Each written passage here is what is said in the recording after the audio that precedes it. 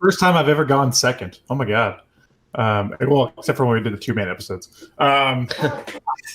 So have you guys ever? Quick question before we get started with my pick. Have you guys ever like hyper focused on something? Sure. In what sense? Like you get into a new game, show, book, whatever it is, and that's just like all you can think about for like months. For weeks, months, whatever. It's like you're like hyper focused on this one thing. Yeah. Yeah. Yeah. Especially when I was younger. Yeah, this was that time for me, and it's hard for me to do that. I have a very short attention span, but this game captivated me, and it kind of shaped me into the gamer I am. And that game is No More Heroes on the Wii, you guys. I fucking love this game. I'm a huge Suda 51 game fan. Thanks to this game, it was like I picked it up on a whim at GameStop. I had money from a yard sale. I was like a teenager. I was like, you know what? I'll go buy a game. And I was looking around and I was like, this game looks like a cool little beat 'em up type thing. I'll try that. And little did I know, like that was like would be one of my favorite gameplay experiences of my life. Like the game is awesome. That game is amazing. It's probably my favorite Suda 51 game. So good. Oh my god. So No More Heroes is about an assassin named Travis. He's a bit of a loser. He's a bit of a nerd. And he just wants to be the best. That's the theme, but there's a lot of underlying themes to the game too as you play along. Everything's very hyper violent, kind of over exaggerated, but like it's over exaggerated, but it's also like not too out there. You know what I mean? Like the character designs get pretty crazy, but they're not like too over the top. It's like has a strange middle ground, you know. Mm-hmm. And that's basically it. You just go from rank to rank. You had to do jobs between ranks, like mowing grass, filling up cars with gas, collecting coconuts, whatever it is. You earn money to pay for your ranking battles, and then you go slaughter a lot of people, and you kill the next rank, and then you rinse and repeat.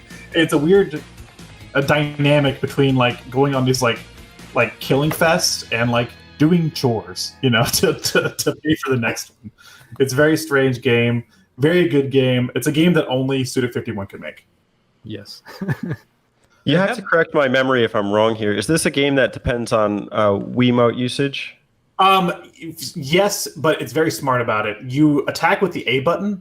You only use the Wiimote for finishing attacks. So you only use it for, like one swipe to like cut off a dude's head. But like the rest of the attacks you'll be doing are with the A button. Because it reminded me of like Red Steel or something. I don't think I ever got too much into it, but it's not like that garbage at all. Yeah, that was garbage. Yeah, this is good. Okay. And it has that like cell shaded kind of art style, right? Like a really unique art style. Yeah, it's very closest thing I could like maybe compare it to is maybe like Jet Set Radio or something. Like that's that sort of style to it at times. Maybe not as cartoony though. But definitely, yeah. And I don't know. Something about this game always captivated me. I love the music. I have used No More Heroes music and like a ton of my Turbo Zone content. Like I have like 5 tracks that I always keep in my computer. That way, if I need something to put in the background, I'm like, yep, I'm going to use the Motel track, or yep, I'm going to use the sub game track. So. Yeah, that game is amazing. It's one of those games that it's really hard to recommend because it's a flawed game. Oh yes, at its core, like it's supposed to be an open world game, but there's like nothing to do in the city. But it has a charm to it that just makes the game fun to explore. It's super hard to explain, and I have a ton of fun memories. I only beat the game once when it first came out. I remember I bought it on sale, and it's just one of those games that it's glitchy, the frame rate is crappy. There's not a whole lot to do. The chores are kind of like bothersome, picking up trash and coconuts and whatever. But the motivation for me was getting up the ranks and finding out the personalities of each assassin. I mean, the design for each assassin was so cool, and it was such a nice surprise to find out who the next one is and what their theme was. And that's something that I think all Suda 51 games excel at. Same thing with No More Heroes 2. I didn't like it as much as the first one, but it was always that interesting mechanic of finding out who the next assassin was, and just very interesting characters, just like Killer 7. Suda 51 is is a weird character, but his games are quirky but fun, and they have a charm, weird charm to them. I think half of the fun of even playing the game is experiencing the character of Travis, because like he is the most unique game character I think I've seen in a very, very long time. Because he is like, he's not that cool character, like he's this bumbling idiot who thinks he's that cool character, and that's why he works so well, because he's very relatable, and like in some senses, other than being like a murdering assassin, but like just his personality, like he's so try hard, he thinks he's cool, he thinks what he's doing is the most badass thing in the world. But Being katana. Yeah, he has a beam katana, which is not a lightsaber. And if you look in when you pick your stuff in, well, he lives in a motel. I should bring that up. And when you're in the motel, you can switch items and stuff. And at the bottom, it'll give you like a little description. And he bought it on eBay. That's the origins of his sword. He bought it on eBay. That's always been hilarious to me. To me, the hilarious part is how you save the game. Yeah, you save the game by going to the toilet. Taking a dump. He also uses a lot of wrestling moves, which he learns by watching wrestling VHS tapes. Yeah, it's just stuff like that. It's like he's a very captivating character, because he's not the coolest character, and he's not somebody you want to be. And also, the game's pretty captivating if you know a lot about Suda 51 himself. He tends to put a lot of himself into his games. And before he was making games, he actually worked for a funeral home, I believe, or something like that. He worked in that kind of industry, so he was around a lot of death. That's why, there's always like this underlying theme of violence. Like, what does violence mean? Violent culture. And I think that's also like what this game reflects, is like, if the world really did learn from violent media, this is what the world would be like. These characters kind of like revel in violence. Like, it's really cool. Have you played Travis Strikes Again? Oh my god, I love that game. That game is also a game that, like, the gameplay is probably not the best game like thing in the world, but the underlying tones and the story is fantastic. I got to like the third game or video cassette or whatever, and I had a glitch that I lost a ton of progress on my save file, and I kind of got upset and just stopped playing it. But I have to go back, because I was enjoying it. I was a little bit scared, because a lot of the reviews were, even from like fans of the No More Heroes series, they were like, no, this game is not as good as the original ones. It's very boring, repetitive. I was like, man.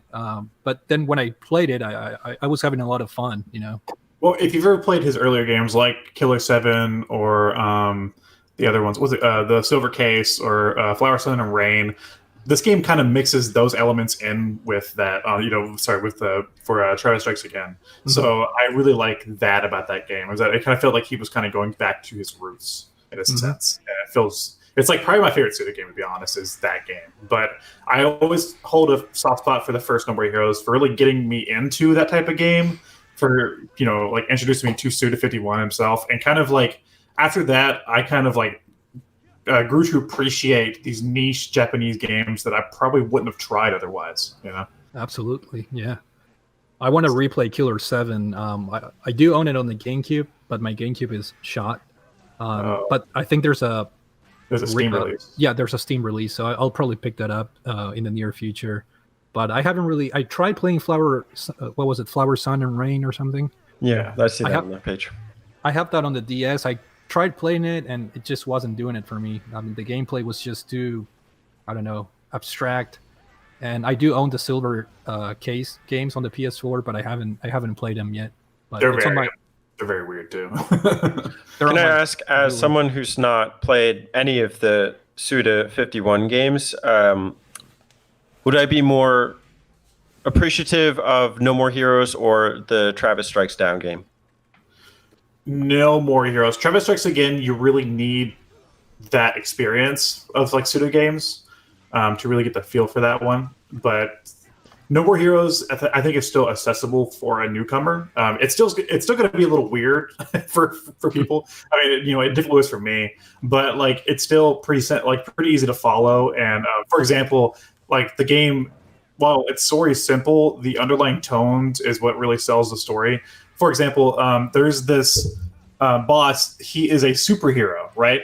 And most superheroes are, you know, they're like, Bruce Wayne by day, suave, whatever, you know, that's who he really is. And then like Batman's his like superhero persona, right? This character, his name is Destroy Man. You meet him as like a postman, and he looked like they have some pre-fight talk and stuff, and he's like talking to you about like sportsmanship and being fair. And then you find out that like that's his facade. His real nature is the superhero side, where he's just like cold-blooded like murderer called Destroy Man. So it kind of flips that kind of like superhero persona on its head by making it be like, okay, you know, like that, like his postman job, that was the act, and the murderous guy, that's who he actually is, you know. He's a cheating bastard too. Like he played so many dirty tricks, man. I hate that guy. That was my most satisfying like assassin kill in the game, probably, when I killed that guy. Yeah, and I also want to say he has nipple cannons. So I just want to, How can you go wrong? Some call him the Holy Sword. He is good, but I know you can take him. You are the man. I am the tiger. He only looks tough because his mother was an ugly bitch. Take it to the red zone.